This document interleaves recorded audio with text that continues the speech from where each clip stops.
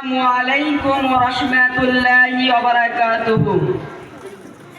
نحمد ونصلي على رسوله الكريم. أما بعد فأعوذ بالله من الشيطان الرجيم. بسم الله الرحمن الرحيم.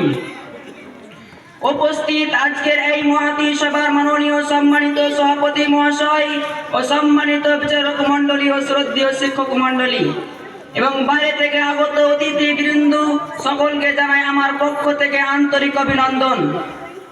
সম্মানিত উপস্থিতি, আজকে আমার বক্তব্যের বিষয়বস্তু হচ্ছে ইসলাম। আমাদের সর্বপ্রথম জানতে হবে যে ইসলাম কি জিনিস।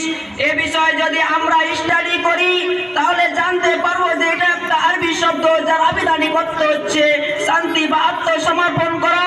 সম্মানিত মুসলিম সমাজ, আজ পৃথিবীর বুকে অনেক ধর্মের নাম রয়েছে, যেমন হিন্দু, খ্রিস্টান, জৈন, বৌদ্ধ ইত্যাদি। যদি আপনি তাদের ধর্মগ্রন্থ পড়েন, বেদ, বাইবেল ইত্যাদি, তো তাদের ধর্মের গ্রন্থে নিজ ধর্মের নাম পাওয়া যায় না।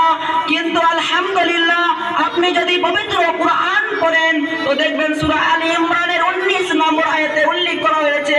আল্লাহ তাআলা বলেন, ইন্নাদ দীনা ইনদাল্লাহিল ইসলাম। আল্লাহ তাআলার কাছে একমাত্র গ্রহণযোগ্য দিন হলো ইসলাম। আর এই কারণে একটি প্রবাদ বাক্য উল্লেখ করা হয়েছে, Islam is the complete code of life.